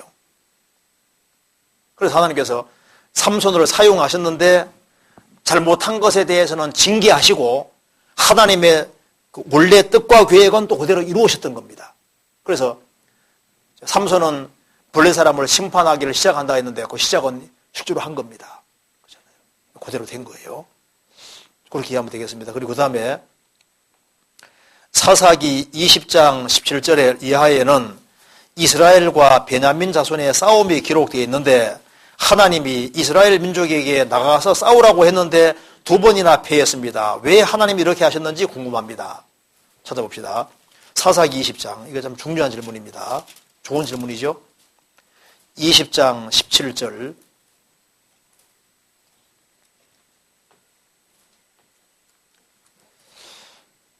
베냐민 자손 외에 이스라엘 사람의 칼을 빼는 자의 수는 40만 명이니 다 용사라. 이스라엘 자손이 일어나 베델에 올라가서 하나님께 묻자와 가로되 우리 중에 누가 먼저 올라가서 베냐민 자손과 싸우리이까? 여호와께서 가라사대 유다가 먼저 일지니라. 여기에 이 베냐민 사람이 아주 죄가 많아요. 그래서 하나님께서 베냐민은 심판하려고 했습니다. 그래서 이제 이스라엘 용사들이 다 참여해서 이제 이스라엘 지파들이 이제 베냐민 지파와 싸우려고 하는 거예요. 그래서 이제 누가 먼저 올라갈까요? 그러니까 하나님 말씀하시기를 유다가 먼저 실진을 했거든요. 쳤는데 이스라엘이 졌잖아요. 첫 번째. 그 뒤에 읽으면 졌습니다. 그래서 두 번째 올라가는 또 두 번째 또 졌어요. 그렇지 않습니까? 하나님 뜻대로 했는데 하나님이 올라가서 올라갔는데 2번이나 어떻게 패했냐 그 말입니다. 그럼 3번째는 이제 베냐민 남자들을 완전히 전멸시켜 버렸잖아요. 이스라엘에 고리가 나게 됐습니다. 지파가 없어지게 된 거예요. 그래서 여자들을 잡아와서 다시 이제 이렇게 지파를 이제 부활시키는 게 그 뒤에 쭉 나와 있습니다. 여기서 중요한 것은 하나님이 싸우라고 했는데 2번이나 왜 패했냐 그 말입니다. 이유가 있는 거예요. 자, 이스라엘 12지파 중에 베냐민 지파가 잘못했잖아요. 그런데 주님께서 보셨을 때 이 사사시대가 엉망인 시대입니다. 사사기 처음 딱 펼치면은 여호와께 묻자와 가로되 제일 마지막에 뭐라 되어 있습니까? 자기 소견에 옳은 대로 행하여 들어 나와 있죠. 사사시대는 신앙이 엉망인 거예요. 주님 보시니까 베냐민 지파도 문제고 베냐민 지파를 막 없애버리려고 하는 이스라엘 나머지 지파도 문제입니다. 지파 둘 다 문제인 거예요. 그래서 왜 패하겠냐면은 베냐민 지파만 문제가 아니라 나머지 지파도 문제가 심각한 거예요. 그래서 하나님이 지게 하시고 처음에 2번이나 지게 한 겁니다. 그들을 참으로 회개시키고 반성시키기 위해서 2번이나 피하게 한 거예요. 그 다음에 그들이 자신들의 잘못한 것을 확실히 깨닫고 2번이나 피하니까 이게 뭔가 문제가 있다는 걸 전쟁하기 전까지 몰랐는데 2번이나 피하고 나니까 이게 문제가 심각하다는 걸 아는 겁니다. 그래서 그들은 철저히 뉘우치고 돌이켰습니다. 그 다음에 하나님이 전쟁에서 승리하게 하신 겁니다. 무슨 이해되시죠? 하나님 둘 다 징계하기 원하셨던 거예요. 둘 다. 이스라엘 지파들을 나머지 지파도 문제가 있고 베냐민 지파도 문제가 있으니까 둘 다 하나님이 전쟁통에 둘 다 징계하신 겁니다. 무슨 말 이해되시죠? 둘 다 문제가 있었던 겁니다. 읽어보면 그거 알 수 있어요. 네. 그 다음 질문 봅시다. 요한복음 11장 20절에서 예수님이 오셨다는 이야기를 듣고도 마리아가 바로 오지 않은 이유는 무엇입니까? 찾아봅시다. 요한복음 11장 20절에 11장 20절에 자, 마르다는 예수 오신다는 말을 듣고 곧 나가 맞대 마리아는 집에 앉았더라.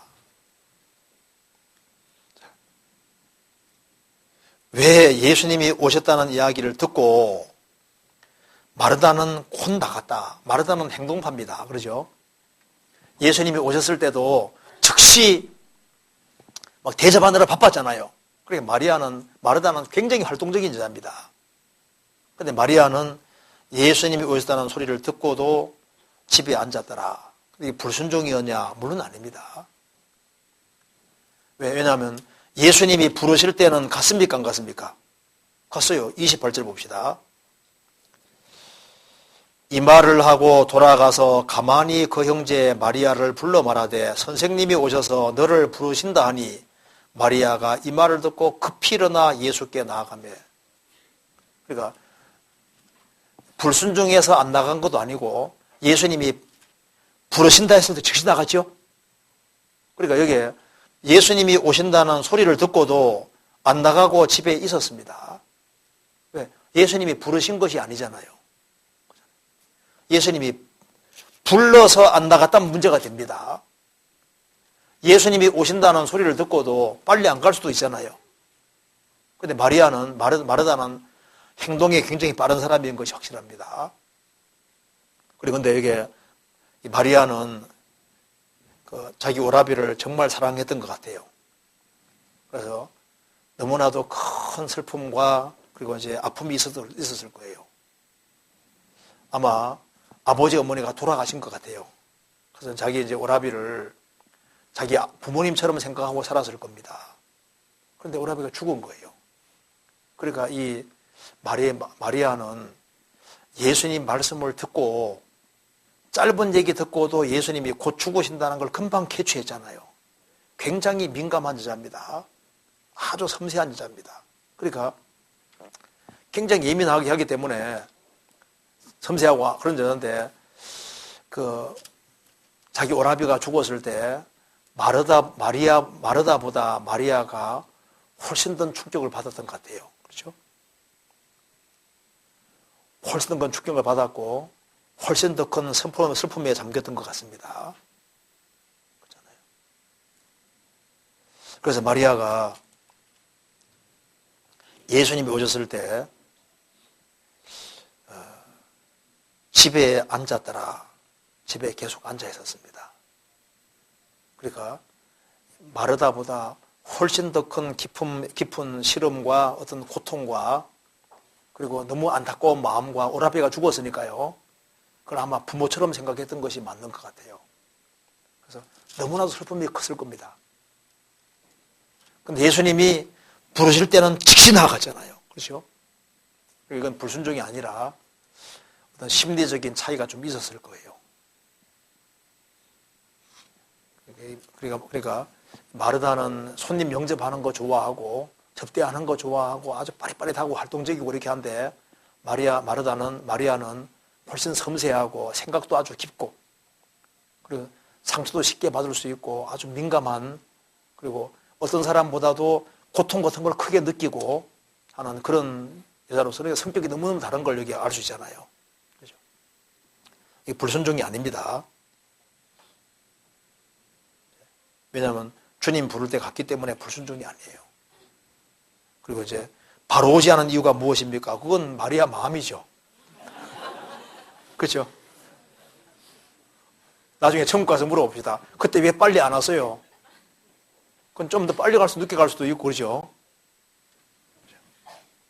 근데 아마 그 마음이 훨씬 더 큰 슬픔이 있었던 것 같아요. 그렇죠? 그리고 예수님을 즉시 만나지 않고 예수님이 오신다는 소리를 들었지만 그럼에도 불구하고 집에 있으면서 그렇게 하는 것이 그 마리아 오히려 심정에도 더 맞았을 수도 있어요. 그렇죠? 네. 그 다음 질문 봅시다. 가장 이제 마음 중심에 있었던, 진짜 중심에 있었던 그런 것은요, 천국 가서 물어봅시다. 마리아 불러가지고, 그때 왜 그랬어요? 그래서 물어보면 좋겠어요. 네, 그 다음에 이제, 다른 복음서와 요한 복음에 베드로와 안드레를 제자로 부르시는 상황과 장소가 다릅니다. 그 이유가 무엇입니까? 여기 이제 상황과 장소가 다른데 맞춰보면 딱 맞게 돼 있어요. 순서를 한번 매겨봅시다. 요한복음 1장 봅시다. 자, 제일 먼저 예수님을 먼저 만났습니다. 찾아봅시다. 그 요한복음 1장에 봅시다. 1장 37절. 두 제자가 그의 말을 듣고 예수를 쫓거늘 예수께서 돌이켜 그를 그 쫓는 것을 보시고 물어가라사대 무엇을 구하느냐 가로되 랍비여 어디 계시오니까 하니 랍비는 번역하면 선생이라. 예수께서 가라사대 와보라. 그러므로 저희가 가서 계신 데를 보고 그날 함께 거하니 때가 제 10점 되었더라. 요한의 말을 듣고 예수를 쫓는 두 사람 중 하나는 시몬 베드로의 형제 안드레라.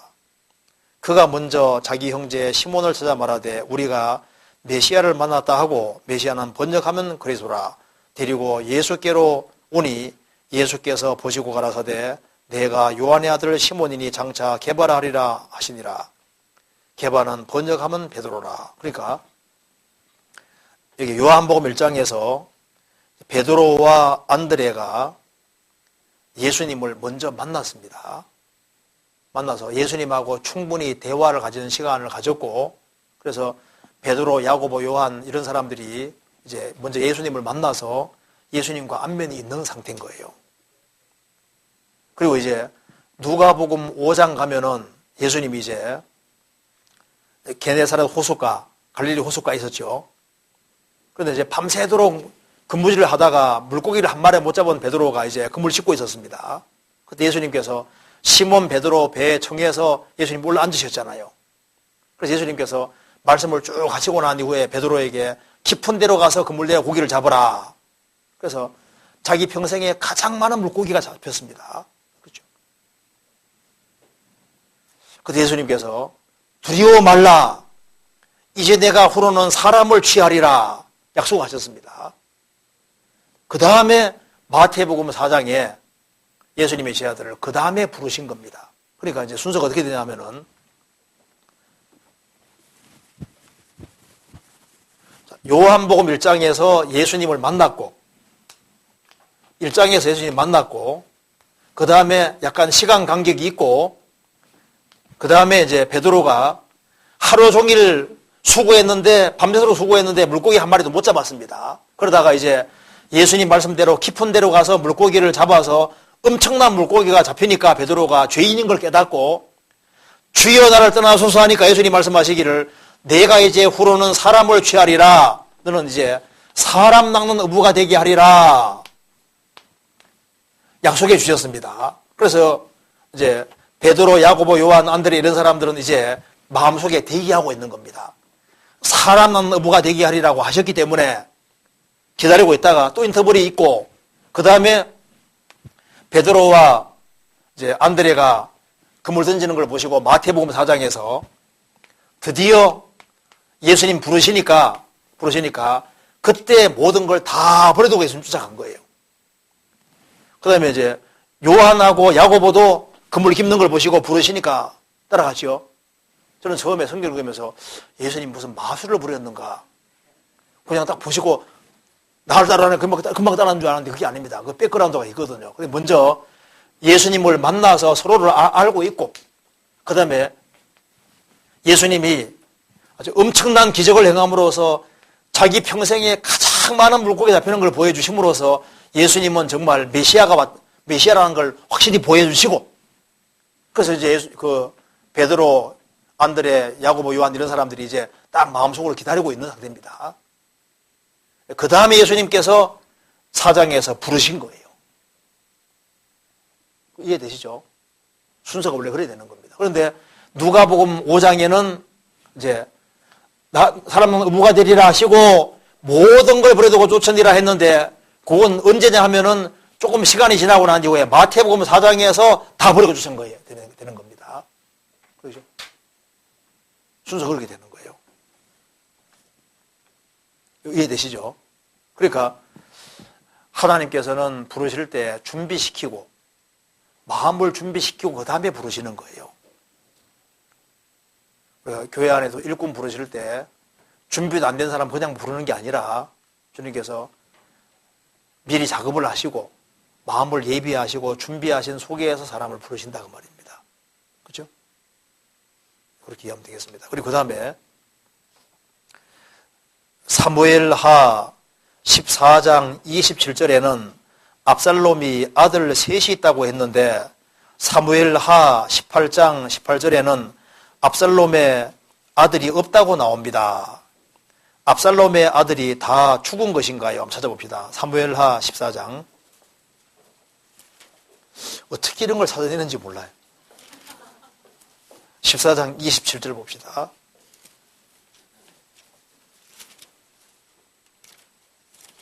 (14장 27절에) 압살롬이 아들 셋과 딸 하나를 낳았는데 딸의 이름은 다말이라 얼굴이 아름다운 여자더라. 여기에 압살롬이 아들 셋과 딸 하나를 낳았다. 딸의 이름은 다말이라 이렇게 되죠. 그런데 사무엘하 18장에 봅시다. 18장 18절에 봅시다.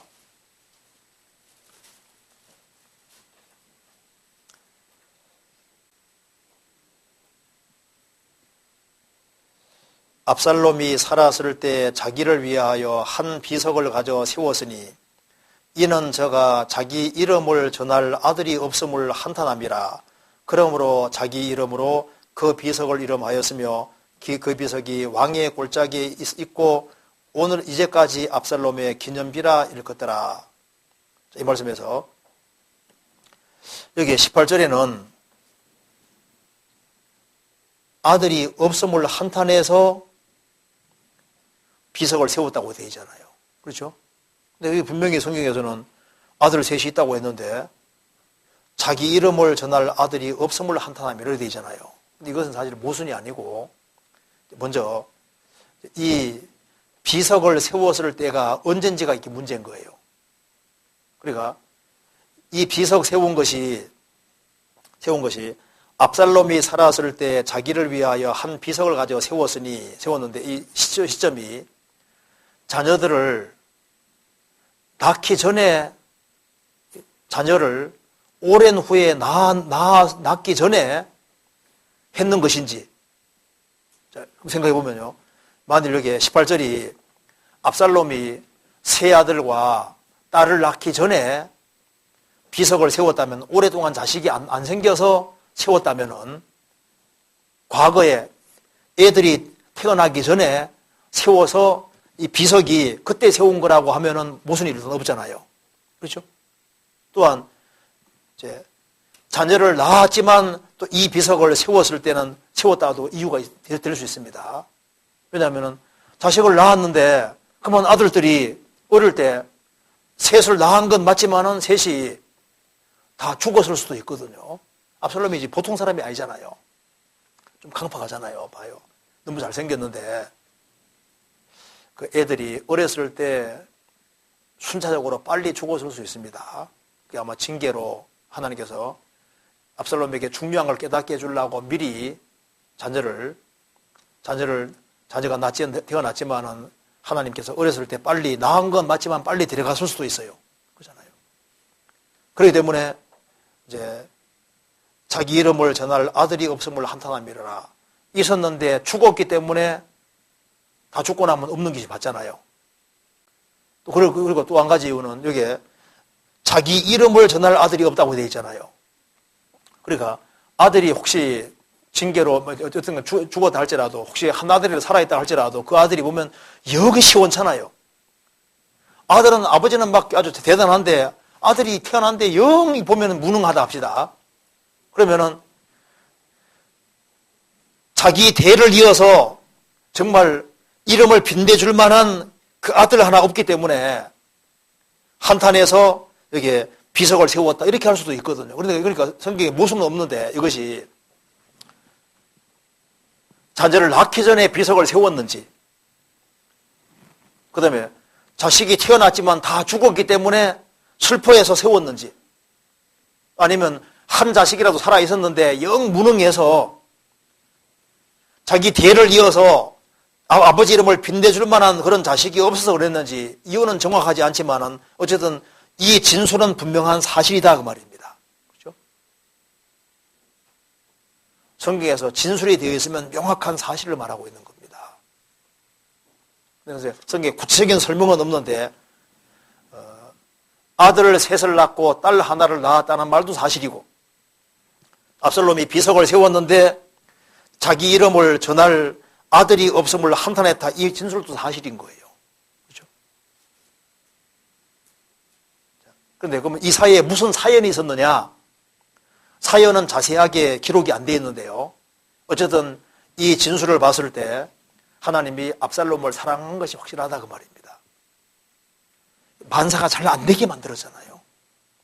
왜? 그 잘생긴 얼굴에다가 막 그 당대에 그 시대에 아주 미남이잖아요. 최고 잘난 상태인데 하나님이 여러 가지를 어렵게 만들어 오셨잖아요. 뭔가 하나님 받아서 안 되게 만들었습니다. 왜 그랬을까요? 압살롬을 사랑하고 마음을 낮추시려고 그런 상황을 엮어주신 거잖아요. 그런데 압살롬은 끝까지 하나님을 등지는 길을 택해서 아버지를 반역하고 아버지 왕위를 찬탈하고 죽이려고 했잖아요. 절대 돌이키지 않았습니다. 그래서 하나님이 이 압살롬을 잡으려고 상소리 나무를 이렇게 엮어놨죠. 나무가 글로 나오게 한 게 하나님 뜻입니다. 그리고 전쟁할 때 노새 타고 가면 안 되잖아요. 노새가 얼마나 느릿느릿한데. 노새 타고 탁 폼 잡고 아마 그 아버지가 타던 것일 수도 있어요. 옛날에 노새가 귀했거든요. 노새가 어떤 왕의 위엄을 이렇게 하기 위한 그런 목적도 있었을 겁니다. 어쨌든 간에 전쟁하는데 노새 타고 가면 느린 데 있지 않습니까? 맞아 죽기가 쉬운 게 노새잖아요. 얼마나 느려요. 근데 아주 거드름을 피우면서 딱, 그러니까 주님께서 보실 때 너는 이제 여기가 인생 한계다 해가지고 상수리 나무 가지에 딱 걸리게 만들어지 않습니까? 그렇게 죽게 되잖아요. 하나님은 사람을 죽게 하는데 방법이 많이 있습니다. 죽일 사람을 죽게 허락하시는 거예요. 나뭇가지에 걸려 죽게 만들잖아요. 그 나뭇가지가 그렇게 나오고 싶어 나왔을 거 아니지 않습니까? 꼭 나와 있었던 거예요. 성경에 보면은 하나님이 죽여야 될 사람이 있을 때 주역에 나와 있습니다. 도끼로 나무 찍다가 독재자가 휙 날아가서 하나님이 죽어야 될 사람을 죽였을 때 그 사람은 도폐성으로 피하라고 되어 있잖아요. 하나님은 도끼자루가 휙 날아가면서 우연히 날아가는 그걸 이용해서도 죽일 사람은 죽인다고 되어 있거든요. 하나님은 벌 주는 무한한 방법을 가지고 계시고 복을 드리는 무한한 방법을 가지고 계시는 거예요. 압살롬에게 자녀가 아들이 셋이 있고 딸이 있었는데 이 압살롬이 한탄했다. 자식이 없어서 아주 한탄했다. 이게 뭡니까? 이것이 하나님이 압살롬을 너무너무 사랑했다는 말을 다르게 표현하게 되는 거예요. 그런 마음을 낮출 수 있는 많은 상황이 주어졌는데 아마 어릴 때 죽은 것이 맞을 거 아니에요. 그래서 그런 얼마나 자기 죽는 것보다 자식이 죽을 때 더 큰 고통이잖아요. 그러면은 그 속에서 정말 하나님께 매달리고 자기 마음을 낮추고 만사가 불통일 때 그게 사랑한다는 증거잖아요. 주께서 인생으로 고생하며 근심하게 하심이 본심이 아니시로다. 하나님이 압살롬을 정말 사랑해서 그런 상황을 엮어주셨는데 그는 끝까지 등지는 길을 택한 겁니다. 자, 그래서요, 그렇게 좀 이해하고 일단 진술이 사실 진술이라는 걸 확실히 알 수 있는 겁니다. 자, 그 다음에 마태복음 16장 28절에는 여기 선던 사람 중에 인자가 그 왕권을 가지고 오는 것을 볼 자들도 있느니라고 했습니다. 이것은 변화산에서 영광스러운 모습으로 변화된 예수님을 본 것을 말하는 것인가요? 맞습니다. 찾아봅시다. 마태복음 16장 28절.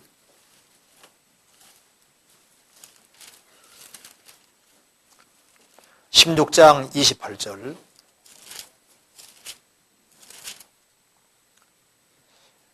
진실로 너희에게 이르노니 여기 선던 자 중에 선던 사람 중에 죽기 전에 인자가 그 왕권을 가지고 오는 것을 볼 자들도 있느니라.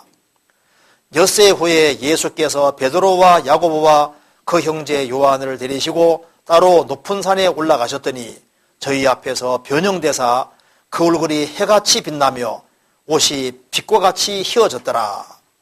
여기서요. 때에 모세와 엘리야가 예수로 더불어 말씀하시는 것이 저희에게 보이거늘. 예수님 말씀하시기를 여기 섰는 사람 중에 죽기 전에 인자가 왕권을 가지고 오는 것을 볼 자들도 있느니라. 예수님이 재림하는 장면을 미리 볼 자도 있다. 그렇게 말씀하시고 엿새 후에 변화산에 올라가셔서 변형되셨습니다. 빨래하는 자가 시기할 수 없을 만큼 아주 옷이 휘어졌다고 되어 있습니다. 예수님이 영광스럽게 변하셨습니다. 거기에 모세 원리가 서 있었습니다. 이것이 우리에게 아주 중요한 사건인데요. 이 사건을 해석한 곳이 어딘지 아시죠? 베드로후서 1장에 찾아봅시다. 이걸 해석했습니다. 찾아봅시다. 베드로후서 1장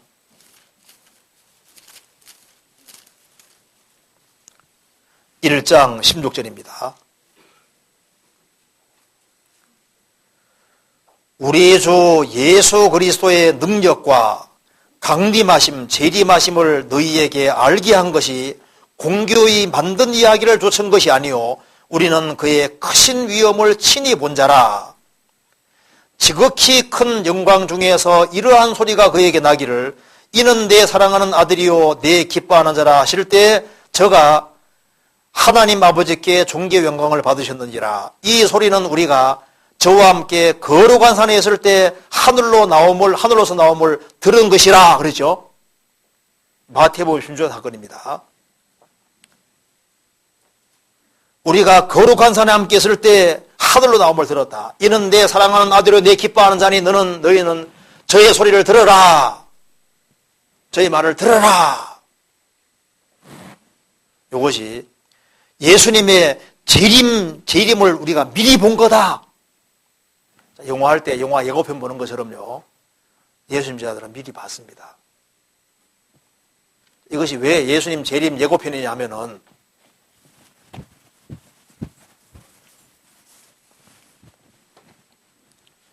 예수님이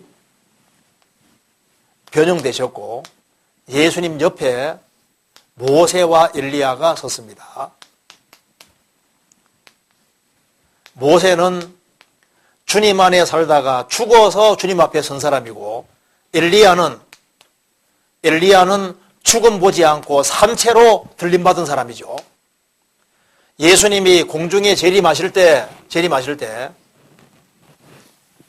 예수님이 재림하실 때 옆에 누가 서냐 하면은 모세와 엘리야가 선 것처럼 주님 재림하시는 그날 그리스도 안에서 죽은 자들이 먼저 일어나고 그 후에 우리 살아남은 자도 저희와 함께 구름 속으로 끌어올려 공중에서 주를 영접하게 하시리니 그리하여 우리가 항상 주와 함께 있으리라. 즉 모세는 죽어서 주님 앞에 서는 사람 대표, 엘리야는 산채로 들림받는 사람 대표다 그 말입니다. 주님 오실 때 이렇게 되는데 예수님이 형체가 변형되셨잖아요.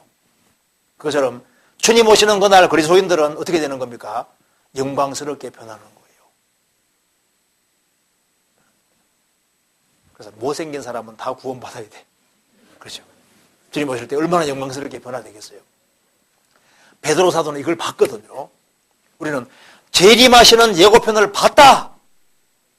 그러니까 목숨 걸고 복음 전하고 살잖아요. 우리는 예수님이 재림하는 것을 봤다. 그걸 봤으니까 얼마나 얘기하고 싶었겠어요. 예수님 말씀하셨습니다. 내가 죽고 부활하기까지는 얘기하지 마라 그랬잖아요. 예수님 죽으시고 부활하신 이후에 베드로후서에서 너무나도 영광스러운 사건을 봤는데 이제 베드로후서에서 그것이 재림하는 예고편이었다고 설명해주고 있는 겁니다. 그런데 우리가 예수님 재림하는 예고편을 봤는데 그거보다 더 확실한 것이 뭐냐? 예수님 재림 예언이다 그 말입니다. 예수님이 재림하신다는 증거로 예고편 보여주셨는데 예고편보다 더 확실한 것이 뭐냐? 예수님 재림에 대한 예언이다. 우리는 어떻습니까? 우리는요, 베드로 사도가 변화선상에서 예수님 재림하는 예고편을 본 것보다 더 확실한 걸 보고 있는데 그것이 뭡니까? 재림의 징조인 거예요. 이러이러한 일이 되는 걸 보거든 인자곡은 문 앞에 이른 줄 알라. 우리 징조 다 봤잖아요. 마지막 나타나는 이 징조를 보는 이 징조는 변화선상에서 예수님 변화되는 장면을 재림하는 예고편 본 것보다 더 확실한 것이다. 우리에게는 더 확실한 예언이 있다고 19절에 나와 있잖아요. 아니, 보세요. 재림 예고편을 본 것이 더 확실한 겁니까? 재림의 징조 보는 것이 예언의 징조 보는 게 더 확실한 겁니까? 베드로 사도는 이거 본 게 더 확실한 게 아니라 주님 재림 징조가 나타나는 것이 더 확실한 거라고 얘기했잖아요. 우리는 징조를 진짜 다 봤습니다. 과거 사람이 666을 알 수가 없잖아요. 표본는 걸 알 수가 없잖아요. 러시아가 이스라엘 치는 거 알 수가 없죠. 그렇잖아요. 지금 우리는 다 보고 있습니다. 지금 예루살렘 그 통곡의 벽에서 물 흘러나오는 거 아시죠? 물이 막 이렇게 쫙 이렇게 물기가 올라오잖아요. 예수님이 지상 재림하시면 예루살렘에서 생수가 터져서 강을 이룬다고 성경에 나와 있잖아요. 이스라엘 사람들은 이제 예루살렘 그 회교사원 있는 자리에서 물이 나올 뿐 아니라 이제 통곡의 벽 그쪽에서 막 물이 조금씩 삐지고 나오기 시작하니까 이제 메시아 곧 온다고 되게 좋아하잖아요. 그러니까 이거보다 재림 예고편은 보는 것보다 더 확실한 것이 뭐냐? 더 확실한 것이 성경 예언인 거예요. 우리에게는 더 확실한 예언이 있다. 그러니까 재림 예고편보다 더 확실한 것이 예언이다 그 말입니다. 어두운 데 비치는 등불과 같으니 날이 새어 샛별이 너희 마음에 떠오르기까지 너희가 이것을 주의하는 것이가 아니라 샛별이 떠오르고 그 다음에 해가 떠오르잖아요. 재림의 명확한 징조가 나타나고 예수님 오시잖아요. 우리는 징조를 다 본 시대가 확실합니다. 얼마나 선명한 징조입니까? 이스라엘이 회복되는 걸 봤지요. 예루살렘 되찾는 거 봤지요. 이스라엘 돈줄을 다 잡았고 세계가 지금 하나가 돼가고 있고 표받는 일이 준비되고 있고 모든 게 다 갖춰져 있는데 이런 걸 보는 시대가 없는 거예요. 성경의 징조가 이렇게 확실하게 다 나타난 시대가 없습니다. 그러니까 더 확실한 예언이라고 성경이 말하고 있는 겁니다. 그렇잖아요. 그리고 이제 질문 하나만 더 봅시다. 여기에 고린도전서 16장 19절에 브리스길라를 말하는 것인가요? 그렇습니다. 브리스길라라면 성경에 항상 브리스길라와 아굴라 순서로 나오는데 여기에서는 아굴라가 먼저 나온 이유가 있는 것인가요? 좀 찾아봅시다. 로마서 16장 봅시다. 로마서 16장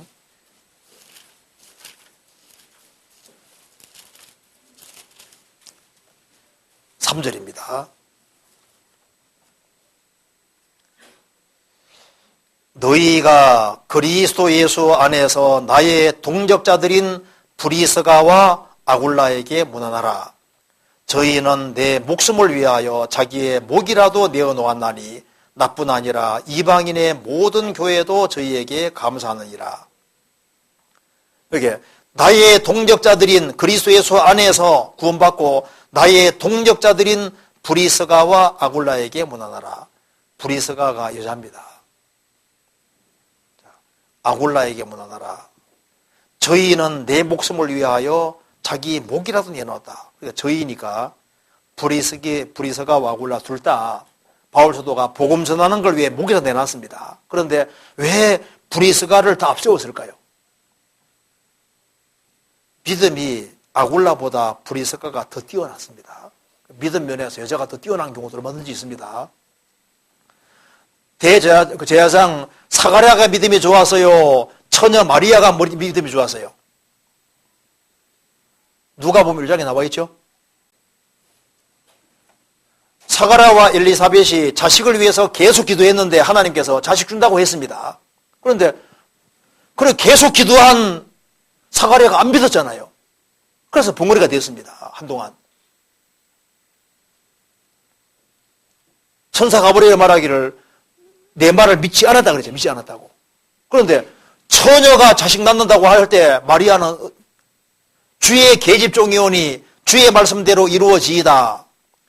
믿은 여자에게 복이 있도다. 누가 믿음이 더 큽니까? 마리아가 더 큰 거예요. 왜 하나님께서 저 나사렛은 우리 시대 밝혀지잖아요. 축구장 정도 크기밖에 안 됩니다. 동네가. 나사렛에서 무슨 선한 것이 나겠느냐. 그 시골 촌동네고 한 축구장 정도 크기밖에 안 되는 동네에 있는데 거기에 왜 마리아를 주님이 사용하시냐 그 말입니다. 그녀는 처녀지만은 믿음 면에서는 탁월했고 하나님을 잘 섬기는 사가랴보다 믿음 면에서는 뛰어난 거예요. 어쩌면 여자들이 믿음에서는 더 뛰어난 경우가 얼마든지 있습니다. 그렇잖아요. 여기도 브리스가가 믿음에서는 아굴라보다 더 앞섰어요. 그래서 주님께서 이 브리스가가 정말 믿음 있는 자고 아굴라보다 믿음에서 더 앞선 것이 확실한 사실이기 때문에 아굴라도 자기 목숨을 내놨지만은 브리스가는 더 했다 그 말입니다. 그러니까 좀 더 앞세웠잖아요. 예수님 부활하신 것을 제일 먼저 본 사람이 누굽니까? 막달라 마리아. 예수님 제 아들이 아니라 막달라는 뜻이 아니라 동네 이름입니다. 막달라 지방에 사는 막달라 마리아. 7 귀신 들렸던 여자. 그 막달라 마리아가 주님을 누구보다도 사랑했어요. 그래서 그렇기 때문에 예수님 부활하셨을 때 막달라 마리아에게 제일 먼저 나타내 주셨죠. 주님을 사랑하는 사람에게 주님 나타내 준다는 말씀대로 막달라 마리아가 주님을 가장 사랑했기 때문에 주님께서 가장 먼저 나타내 보여주신 겁니다. 그렇잖아요. 여기에도 마리아를 브리스가를 앞세운 이유가 믿음에서 더 뛰어난 것이 사실이기 때문입니다. 그런데 고린도 전서는 얘기가 다르잖아요. 16장 봅시다. 고린도 전서 16장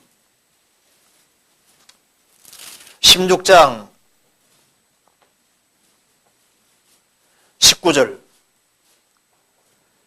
아시아의 교회들이 너희에게 문안하고 아굴라와 브리스가와 및 그 집에 있는 교회가 주 안에서 너희에게 간절히 문안하고 아시아의 교회들이 너희에게 문안하고 교회는 구원받은 무리입니다. 아굴라와 브리스가와 및 그 집에 있는 교회가 주 안에서 너희에게 간절히 문안하고 이게 집에 있는 교회입니다. 집에 구원받은 식구들이 모였잖아요. 지금 교회를 말하는 겁니다. 브리스가가 믿음 면에서는 더 뛰어났지만은 교회에서는 형제가 중심입니까? 자매가 중심입니까? 누가 중심이에요? 형제가 중심입니다. 왜냐하면 이거 잠깐 좀 고쳐서 봅시다. 고린도전서 11장 보세요. 11장 3절.